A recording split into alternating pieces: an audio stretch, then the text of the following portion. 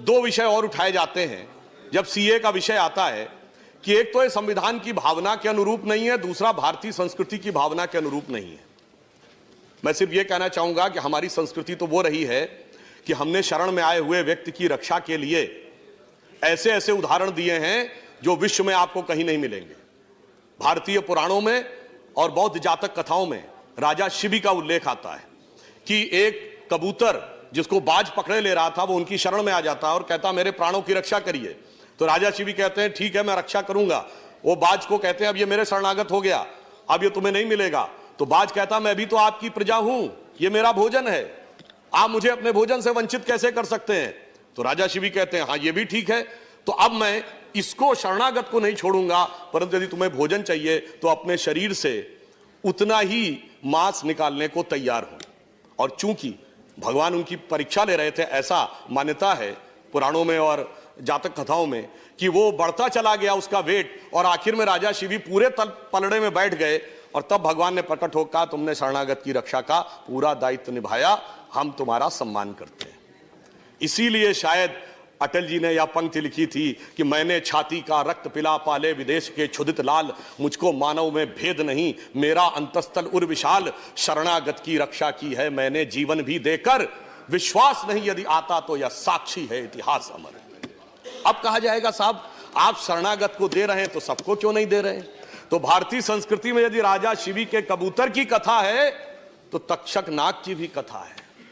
राजा परीक्षित को श्राप मिला था तो यह था कि कोई सांप आकर उनको मारेगा, उन्होंने पूरी व्यवस्था कर ली थी। और उसके बाद वो फलों के बीच में घुसकर एक छोटा सा सर्प तक्षक अंदर पहुंचने में सफल हो गया और उसने राजा परीक्षित को डस लिया और उनकी मृत्यु हो गई। अब इस बात से सबक लेकर उनके पुत्र राजा जन्मेजय ने एक ऐसा यज्ञ किया था जिसमें सारे के सारे नाग आकर भस्म होने लगे थे। इसलिए मैं कहना चाहता हूं दूध भी पिलाते हैं परंपरा हमारी मित्र, किंतु नाग यज्ञ का विधान नहीं भूले। तो हम घुसपैठिए और शरणागत दोनों का नीर क्षीर विवेक की क्षमता हमें भारतीय संस्कृति परंपरा भी देती है।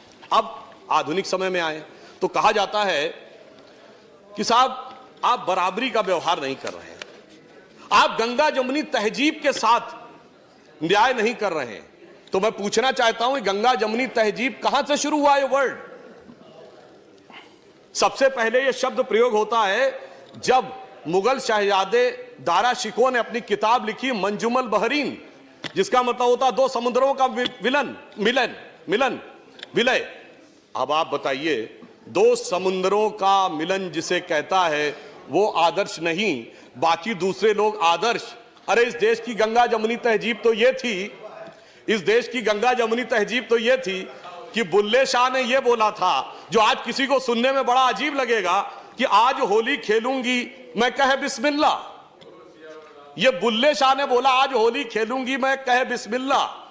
और उन्होंने कहा आगे की लाइन अरबिक वर्ड है, अलस्तु बि रबिकम प्रीतम बोले, सब सखियों ने घूंघट खोले, नाम नबी की रतन चढ़ी और बूंद पड़ी अल्लाह अल्लाह, आज खेलूंगी मैं होली कह बिस्मिल्लाह। मगर इसको आपने माना क्या। अब मैं उदाहरण देता हूं, चित्रकूट के घाट की घटना थी कि अब्दुल रहीम खान खाना और तुलसीदास जी दोनों अच्छे मित्र थे, दोनों साथ में थे। तो अब्दुल रहीम खान खाना वो मिट्टी उठाकर अपने सर पे लगा रहे थे, तो तुलसी ने उनसे छंद में पूछा कि आप ये मिट्टी क्यों सर पे लगा रहे हैं। वो गंगा जमुनी तहजीब को अगर आप कहना चाहते हैं तो उन्होंने ये कहा कि धूरी धरत निज शीस पर, अरे धूल क्यों सर पे लगा रहे हैं, कह रहीम के ही काज, क्यों कर रहे हैं ये। तो रहीम ने क्या जवाब दिया, जेही रज मुनि पत्नी तरी सोई ढूंढत महाराज। वह रज जो भगवान राम के चरणों की वह रज ढूंढ रहा हूं जिससे मुनि की पत्नी तर गई थी, मेरा भी उद्धार हो जाए। मगर कोई समस्या नहीं थी। आज बुल्ले शाह होते फतवा जारी हो जाता, मेरा पक्का मानना है, और बहुत सारे लोग उनके समर्थन में खड़े हो जाते। ये देश की धर्मनिरपेक्षता के ऊपर हमला है। इसलिए मैं कहना चाहता हूं, और ये जो गंगा जमुनी तहजीब थी इसमें कोई समस्या आजादी के बाद तक भी नहीं थी। ये सारी समस्या 1976 के बाद आई, जब सेकुलर शब्द का प्रयोग अपने राजनीतिक हित में करने की शुरुआत हुई। अगर मैं आपसे कहना चाहूं, आप सब ने वो सुना होगा, मन तरपत हरि दर्शन को आज, ये किसने गाया? मोहम्मद रफी ने। लिखा किसने? शकील बदायूनी ने। संगीत किसने दिया? नौशाद ने। तो गंगा जमुनी तहजीब ये थी।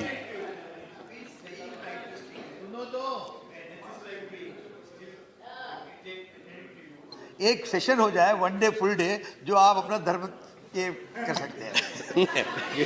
नहीं, मैं सिर्फ यह बताना चाह रहा हूं कि गंगा जमुनी तहजीब ये थी, संयोग तो ये था, मगर इनकी नजर किधर जाती है? जितने मैंने नाम गिनाए, इनके लोगों की कभी जयंती मनाते हुए वो लोग नजर आए जो आज प्रदर्शन करते नजर आ रहे हैं? वो लोग आज नजर नहीं आते। वो तो आज कहते हैं हमने 800 साल इस देश पे हुकूमत की। अभी कुछ दिन पहले बयान दिया, और फिर कहते हैं कि साहब हम तो मजलूम हैं, हमें अधिकार मिलना चाहिए। ऐसी विचित्र स्थिति आज के देश में आकर खड़ी करने का प्रयास किया जा रहा है जो सत्य से बिल्कुल परे। आपने कभी नहीं सुना होगा पूरी दुनिया में कि कोई यह भी कहे कि हमने इस देश पे शताब्दियों तक हुकूमत की है और फिर यह कहे हमें स्पेशल स्टेटस मिलना चाहिए। मैं पूरी ईमानदारी से एक बात कहना चाहता हूं, जब यह देश आजाद हुआ 1947 में तो 567 रियासतें थी। यह बताइए, आज हम माइनॉरिटी की बात करते हैं, देश की सबसे अधिक पढ़ी लिखी कम्युनिटी कौन है? पारसी, 0.1% की माइनॉरिटी है। सबसे प्रॉस्परस कम्युनिटी कौन है? जैन, 1% की माइनॉरिटी है। सबसे इंटरप्रेन्योर कम्युनिटी कौन है? सिख, 1.8% की माइनॉरिटी है। अगर इन सबको प्रॉस्पेरिटी, एजुकेशन, आगे बढ़ने के सारे अवसर मिल रहे हैं, तो माइनॉरिटी में जो प्रचंड मेजॉरिटी है उसके साथ कैसे समस्याएं, विचार करने का विषय है। और जब देश आजाद हुआ, बताइए, कोई बौद्ध रियासत थी? नहीं। कोई क्रिश्चियन रियासत थी? नहीं। कोई पारसी रियासत थी? नहीं। एक महाराजा पटियाला को छोड़ दे तो सिख रियासतें भी नहीं थी, मगर लाइन लगा के मुस्लिम रियासतें थी। नवाब पटौदी, नवाब रामपुर, नवाब भोपाल, नवाब लखनऊ, हैदराबाद निजाम, जूनागढ़ के नवाब। फिर ऐसे हालात क्यों हो गए कि आज बाकी सब पढ़ाई लिखाई में आगे और बाकी सारी चीजों में आगे और एक ही वर्ग पीछे होता चला गया? मुझे लगता है इसमें दोष इसका भी है कि ये जो सियासत की गई ना, अदावत की और मोहब्बत की, किसी ने दिखाने की कोशिश की कि हमें तुमसे बड़ी मोहब्बत है, तो किसी ने दिखाने की कोशिश की कि फलां को तुमसे बड़ी अदावत है, और उस सियासत ने कहां यह पहुंचाया सभापति जी, किसी को किसी की मोहब्बत ने मारा, किसी को किसी की अदावत ने मारा, पर इस शराफत अली को सेकुलर सियासत ने मारा। इसलिए मैं ये कहना चाहता हूं, आज के इस यथार्थ को देखिए, पूरे देश में जो सामने दिखाई पड़ रहा है, ज्यादा खतरनाक बात जानते हैं क्या हो रही है? मैं सदन का ध्यान आकर्षित करना चाहूंगा कि ज्यादा खतरनाक बात यह हो रही है कि अब यह बहुत उग्र स्वरूप में आगे बढ़ने का एक प्रयोग किया जा रहा है। और उसका उदाहरण मैं यह कहना चाहूंगा, जब सीए का विरोध हुआ तो विषय क्या था कि असम की संस्कृति की रक्षा करनी है या असम के लोगों के हितों की रक्षा करनी है। मगर सबसे पहले आंदोलन कहां शुरू हुआ? जामिया में, उसके बाद अलीगढ़ में, उसके बाद नदवा में, उसके बाद हमारे एक दूसरे सदन के सांसद हैं जो हैदराबाद के वो सबसे बड़े झंडा बरदार, अलंबरदार बन गए। और सबसे पहले रेजोल्यूशन कहां पास हुआ? केरल की असेंबली में। अब बहुत ही सहजता से समझा जा सकता है, इसमें कोई रॉकेट साइंस नहीं है कि ये। और सुनिए, फिर उसके उपरांत क्या हुआ सभापति महोदय? ये सारे विषय गौण हो गए।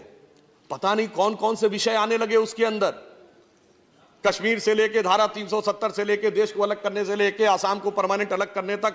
तो ये देखकर यह मन में संदेह उत्पन्न होता है कि यह सारा का सारा जो घटनाक्रम है, हम सभी लोग बहुत जिम्मेदार लोग हैं, हमें यह समझना चाहिए कि ये सारी की सारी चीजें जो हो रही हैं, क्या हमारी गंगा जमुनी तहजीब के हिसाब से हैं, क्या हमारे संविधान के हिसाब से हैं, या जो संविधान में कमेटियों में लिखा उसके हिसाब से हैं, या फिर ये कोई एक खतरनाक प्रयोग है, हम जाने में अनजाने में उसके शिकार होते चले जा रहे हैं और देश और समाज को भी उसकी गिरफ्त में लाते चले जा रहे हैं।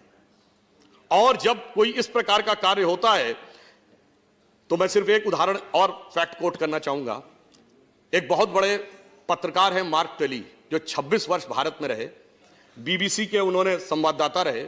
उन्होंने, पुरानी बात नहीं है सभापति महोदय, 22 सितंबर 2019 को आर्टिकल लिखा है। उस आर्टिकल में क्या लिखा है कि Muslims in India are the luckiest. भारत में रहने वाले मुस्लिम समाज के लोग सर्वाधिक भाग्यशाली। उन्होंने उसका एक उदाहरण दिया कि मैं 26 साल दिल्ली के निजामुद्दीन इलाके में रहा।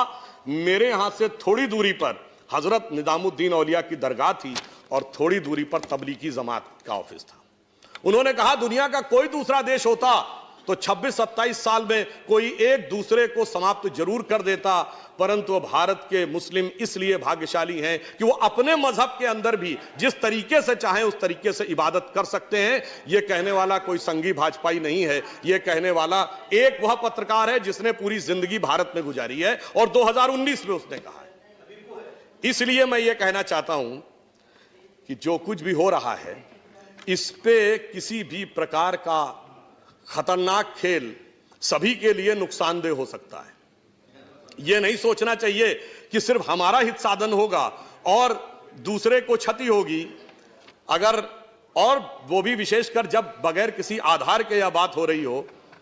मैं फिर एक पंक्ति कोट करना चाहूंगा, बड़े प्रसिद्ध शायर हैं राहत इंदौरी उनकी, और बड़ी फेमस कविता आप लोगों को बहुत ध्यान होगी कि अगर है खिलाफ तो खिलाफ होने दो, ये सब धुआं है कोई आसमान थोड़ी है, आगे है लगेगी आग तो आएंगे घर कई जद में, लगेगी आग तो आएंगे घर कई जद में, यहां पे सिर्फ हमारा मकान थोड़ी है। यह विचार बिल्कुल ध्यान रखिए कि हम सिर्फ अपना हित साधन करते हुए आगे निकल जाएंगे, ऐसा नहीं। और अंत में मैं ये कहना चाहूंगा, राष्ट्रपति जी के अभिभाषण के पहले ये अगर आपको समझ में आ जाता तो दुनिया कुछ और होती साहब। अब मैं एक और बात कहना चाहता हूं। नहीं, सुनिए, वो अगर आप कहना चाहते हैं ना आप तो चेयर को एड्रेस करें। मैं एक अंत में सिर्फ ये कहना चाहूंगा कि राष्ट्रपति महोदय के अभिभाषण के प्रथम बिंदु पे यदि हम जाएं, जो वहां से समाप्त करना चाहूंगा, प्रथम बिंदु पे जाएं तो उन्होंने क्या कहा, 21वीं सदी के तीसरे दशक की शुरुआत हो रही है। अब मैं कहना चाहूंगा जब 21वीं सदी और तीसरा दशक आए तो हमें थोड़ा सा हम अगर गौर करें तो जब 20वीं सदी का पहला सूरज उगा था सन 1901, उस समय इस देश में किसकी सरकार थी? अंग्रेजों की। 20वीं दशक के मध्य में यानी 1951 में जब इस देश में पहला सूरज उगा तो इस देश में किसकी सरकार थी? कांग्रेस की।